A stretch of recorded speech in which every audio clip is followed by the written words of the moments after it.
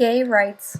Arguments against gay marriage include things such as marriage is traditionally defined as a union between a man and a woman, marriage already has a high divorce rate and allowing gay marriage would only add to this, marriage is about procreation and homosexual relationships have nothing to do with this, if same-sex marriage is allowed then polygamy will follow, and homosexual parenting is harmful to children. However, there is no such thing as traditional marriage. Ancient examples of the family were actually based on polygamy, and heterosexual monogamy was considered unnatural. Our views on how the family should be are socially constructed, and as society continually changes, our family structures will change as well, just as it has in the past. Denying the benefits of marriage is a form of minority discrimination. How can we punish homosexual couples because of a divorce rate that heterosexual couples are producing? If marriage were about procreation, then infertile couples would not be allowed to marry. Our ability or desire to have children has never been a requirement for marriage. There is no link between same-sex marriage and polygamy. Polygamy also has nothing to do with biology, whereas homosexuality does. There is no evidence supporting that homosexual parenting is harmful to children, and in fact, there is actually evidence of a few benefits for them. Many of the arguments against gay rights are products of backlash to a loss of power in patriarchy. The idea of homosexuality for a male individual means giving up the patriarchal power that he was born with. To society, a male giving up his power is wrong, degrading, and against our social norms. This is why lesbian couples are generally feared less than gay couples.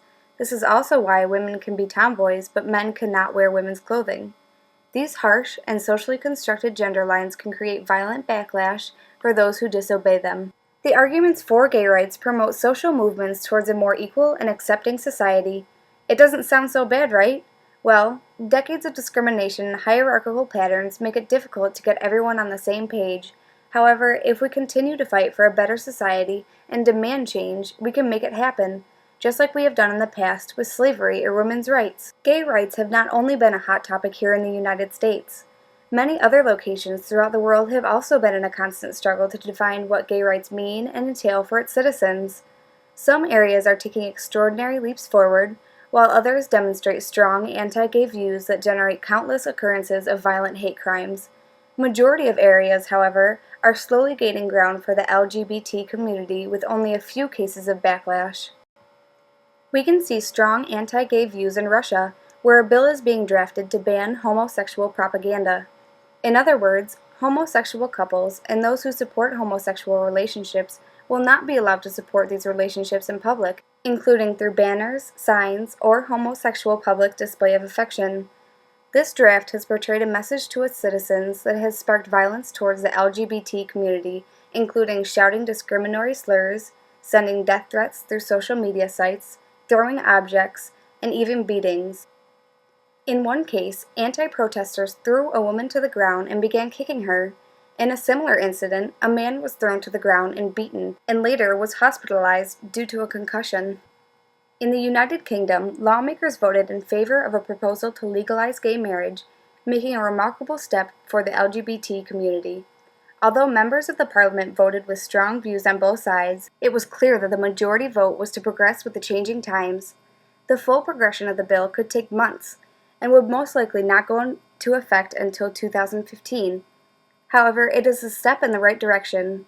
Although the UK is slowly making progress for the LGBT community, there are still signs of violent backlash to this progress.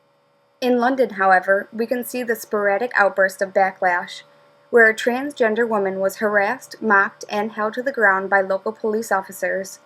They ripped off her wig, took her purse, and emptied it onto the ground, held her down, laughing at her dress, and told her she wasn't normal. This event led to an apology from the head of the police department, as well as inspired citizens to organize a peaceful protest to bring national awareness to the issue of transphobia.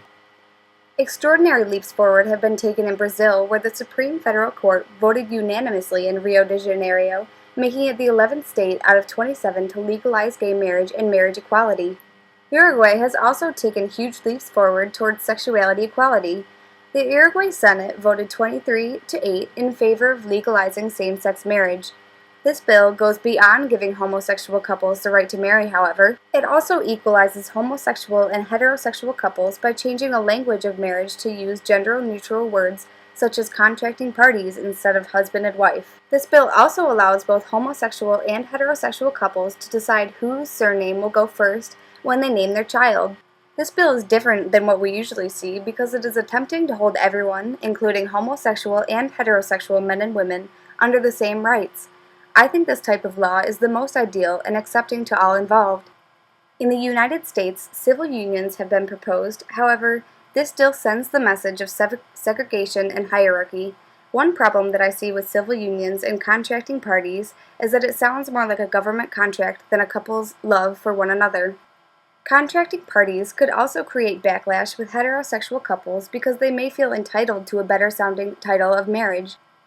I think a word such as united instead of married would be the best title that homosexual and heterosexual couples alike could be held under. It is interesting to see that where acceptance is promoted through the government, its citizens are more likely to reflect this acceptance. Where discrimination is promoted in the government, its citizens are more likely to openly demonstrate hate crimes. However, it is not enough to only make the laws. Don't just tolerate those who are different from yourself. Embrace them.